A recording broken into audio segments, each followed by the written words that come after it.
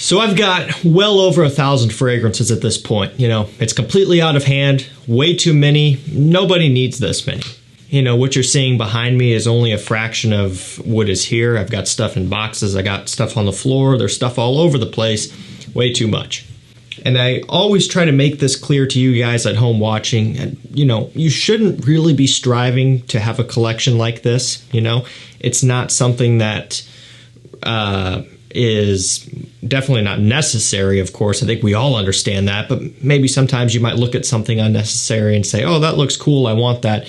You really don't, I can promise you, because there are so many fragrances that just do not get utilized by me. And, you know, just to put it out there and be completely honest, it can be overwhelming to come down here and choose something. I know, first world problems, but really, it gets to a point when you have so many, it kind of takes away from the experience rather than adds to it, because you're hit with all of these different options and it can be hard to make a decision.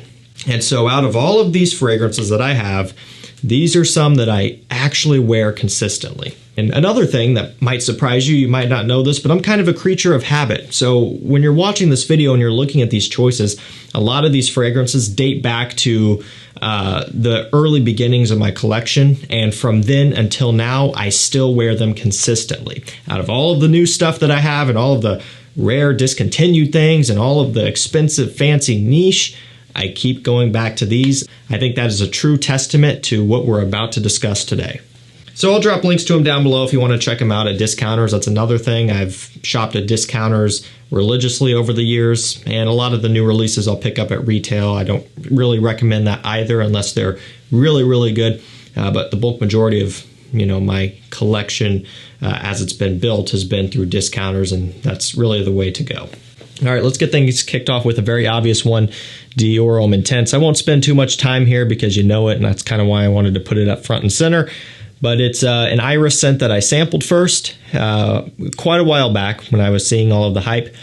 I wasn't expecting to like it, and as it turns out, when I tried that sample, I loved it. And it was a big surprise to me, you know, because you hear the makeup bag, lipsticky descriptors all the time, and so I was fully prepared to not like it, but I did, and then my wallet got a little bit lighter a little bit after that. Ended up, of course, having to buy a full bottle for myself. And I don't know for sure, this might be it here. It's a 2017 batch, right around that time frame that I was trying this one out. And it's the most empty bottle that I have, so I guess it would make sense that this is probably the OG right here. And since then, I've purchased a few more different older batches and all that fun stuff that I like to indulge in that, you know, isn't necessarily a super smart decision either, depending on where you're at. But I love the DNA. I wear it consistently in the fall and winter time. This next one is maybe a little bit less obvious, just kind of a choice that I wanted to throw in because I think it's a really good scent, and it's one that I think you should be on the lookout for if you're wanting to pick some new exciting things up. It's MIYAKE Polaris. So this one here has vanilla, leather, oud, and amber. Really like this. You know, the MIYAKE fragrances in terms of their fresh ones are a little bit predictable and a little bit boring. Not all of them, but a lot of them are. But this line in particular, the NUIT line, and even stuff like Noir Ombre or Incense and NUIT Parfum and Pulse of the Night, right? They're all really good. Big steps up compared to the fresher counterparts. And this is another one, has a really, really nice textured kind of delivery here with, you know, the woods, the sweetness, the vanilla. It has a little bit of a smokiness, kind of a balsamic nature, a little bit of a spicy kick as well. Definitely something that's going to stand out. And for me, it's something unique. It's kind of like a reset. Maybe when I'm smelling and trying and wearing and testing a lot of new designer releases that start to run together and smell similar, and it's kind of like you're stuck in a rut of just wearing stuff and smelling stuff that all kind of connects to each other, I could throw on something like this in my free time, and it's just completely different. Next up, we have Chanel Allure Homme Sport Eau Extreme. So this is another one that dates back pretty far for me. I've kind of told this story before, but I bought this and I think the original Allure Homme Sport as well when Notino was around in the US, but actually going out of business. And it's because of these right here, not my bottles in particular, hopefully, but because of them selling Chanel below retail is the reason why they did go out of business in the US anyway. And they've never been back since. And so, yeah, that's a big no-no. Chanel doesn't like that. And so because they were going out of business, they were also, discounting things heavily, running a lot of sales. I picked up a few other things back then, but this was one of them. This is another one that was bought primarily due to the hype. And for me, it's a big time win. I love this stuff. Went on to buy multiple bottles as well. I was kind of hunting down a lot of the EDT concentrations. This one's actually an EDP, so one of the reformulated ones. This was my first bottle here. Went and got a couple EDT concentrates. It's not a huge difference, nothing to fret over, but I really love it. It's very versatile just because of the mintiness, but then the dusty tonka bean, and then a little bit of a fruity orange. It's kind of sweet, kind of clean, a little bit soapy, fresh, all of that stuff kind of mixing together to make something that smells super modern and enjoyable. And yeah, I've had this for so long, but it's still one that I think of a lot, especially when spring comes around. That's kind of, when I really start wanting to wear this. And fall and winter, I've got better options. But when spring comes around and everything is starting to thaw out, I think of that mint accord in here, and I think of just how this one is kind of vibrant and uplifting, but still suitable for some cooler days, and I'm all over it. This next one also is no surprise. It is Acqua di Gio Profumo. So, at this point, this will be replaced with Acqua di Gio Parfum. In a video titled, Would I Wear the Most Out of Them? I've worn Profumo more, obviously, because this has been around and the Parfum just came out. I want to make it very clear, though, that the new Parfum is basically a direct replacement to this. They're very similar. In fact, the new Parfum, some people might even say would be a little bit better, and I can see where you're coming from. It's a little bit more smooth off the top. So that's what you would buy now. Just for keeping the video, on track, this, logistically I've worn more of. However, again, the Parfum does the same exact thing. And actually at this point now, the Parfum on discounters is cheaper than Profumo because this is no longer being produced. But anyway, this DNA is what it's all about. The Profumo DNA is something that I've worn for years at this point. Another one that I got so long ago, and this is not my original bottle. It was a 4.2 ounce. This one, it's, 200 mil, I guess, which is kind of running low as well. So many backup bottles of this. This is something I will never be without. Won't have to, hopefully they keep the Parfum around. If they discontinue that, I would still have enough for a lifetime. One of my all-time favorites. I go back to it all the time. I wore this one recently. Actually, it was the Parfum, but this DNA I wore recently. I mean, I can't get away from it. I love it. La Nuit de l'Homme. So this is one, again, not to beat a dead horse, but it got relatively early on due to influence via the hype. And another one that was an absolute score. It was one where I, understood why this one was special, and I understood what made it special. Maybe not as much then as I do now. At the time, I thought it was really good, but now more than ever, even after smelling all these different things, I still go back to La Nuit de l'Homme, and there's something about this DNA that truly is one of a kind. Now, it might not look like it here. This is my, a little 40 ml. That's basically full. I've got a big 200 I've worn heavily. I've got a few other bottles as well. You guys know the drill. I love my backup bottles. I bought this on a whim, thinking that maybe it would have been a vintage bottle because the picture showed a vintage bottle, and this little reformulated, 40 ml came in instead, which is fine. I wear this stuff in the evening to bed all the time. I'll pick this one up. This is what I grabbed because it was sitting at the top of my L'Homme and La Nuit de l'Homme stack. At this point, they're all stacked on top of each other. We're really running out of room on the shelves. And so that's what I grabbed. But I love the DNA. It's a cardamom masterpiece of a scent. CEDRAT BOISE is up next. And again, here's the deal. In 2023, if you were to buy CEDRAT BOISE, you don't have it yet, purchase the Intense, okay? And for me, having worn the EDP for years, okay, this was my first ever niche fragrance ever. So this dates back pretty far as well. This exact bottle here, as you can, it's seen some wear for sure. This is my first ever. I've been wearing it for a long time consistently. Having tested the Intense between the two, I prefer and will take the Intense any day, okay? And that's coming from someone who loves this EDP. That being said, again, going back to it, I've worn the EDP more, obviously, because the Intense just came out. So again, just want to make it clear, if you don't have CEDRAT BOISE yet, you're looking to purchase, my personal opinion, go for the Intense. You can skip the EDP. But just for keeping the video honest here, I've worn this more over the years. And if you're someone who has the EDP already and you're contemplating on whether or not you want the Intense, my advice would be, if you're getting good performance out of the EDP and you're happy with it, then stick with it. If you're someone who doesn't get good performance out of the EDP, then the Intense will solve that. So do with that what you will. You can also sample it and maybe you'll like the Intense better anyway and go for it.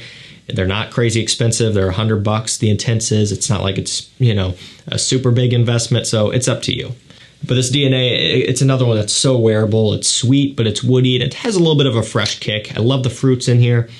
So classy, upscale, great for situations where you want to be taken seriously, and it's a little bit more imperative to smell mature and not, you know, super playful or young or anything like that. And again, when we're talking the EDP, this is $75 to $80 on discounters. It's dirt cheap for a niche fragrance, right? Very rarely will you see anything niche for a full bottle size like this under $100. You know, I'm not talking about the niche out there as that's going for, you know, $90 for 30 ml or 15 ml or 50 ml even. 120 ml above average bottle size for $75 to $80. You cannot go wrong with this. Again, though, I prefer the Intense. Knock out the other niche while we're kind of talking about it. ELYSIUM by ROJA Parfums. Another original bottle here. This is the one that I purchased on my very own way back in the day. It's got a lot of scratches. For those who don't know, can you see them? I used to record my videos outside like all the time. That's all, you know, I only recorded outside pretty much. And so, you know, to get the fragrances out there, I would throw them all into a bag, carry everything out there, carry the camera out there, set up, and, you know, shoot the videos. So obviously, it's kind of how it went. And so, you know, when these are sitting in a bag, getting jostled up against each other, they get scratched, and it's bad. It's seen better days. Also, it's pretty low, the level there, as you can tell, because, well, I have worn the crap out of this over the years, and it still smells breathtaking. Love it. A lot of vetiver, a lot of citrus, some fruits, good dose of ambergris, ambroxan in here as well. It's kind of their take on a blue scent, but it's much more classy than your typical Sauvage, Dylan Blue, Aqua Atlantique variety. This is more on the level of Bleu de Chanel in terms of its sophistication and class. So something that can be worn to business meetings and events where you're dressed up and very professional.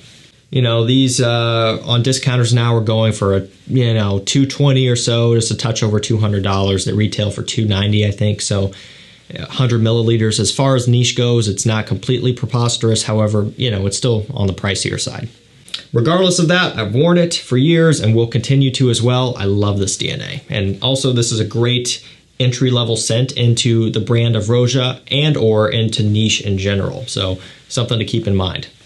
Dolce & Gabbana The One Eau de Parfum is another one that I wear in the evenings all the time. It's like a ritual for me to take a shower in the evening, and when I hop out, you know, just come in here and spray either this on and L'Ennui de l'Homme oftentimes as well. I don't layer them, although that would be good. It's just kind of whatever I'm feeling. And just, you know, evenings in general, not even just hanging out at home. Great night out scent. It doesn't perform good, but, you know, I'm not trying to fill up a room or anything like that anymore. It's like, okay, if I'm going to wear this out, it's because I want to smell it. To be 100% honest, I want to smell this because I enjoy smelling it. And that's what it's all about. It's finding those things that, if nothing else, if no one compliments you or if no one recognizes your scent, you're still happy with your choice because the whole time, the whole day, you got to smell it and enjoy it. And that's what's important. This is, you know, every bit of $50 on discounters. It's obtainable, and it's one of the best tobacco date night scents ever created. Enough said.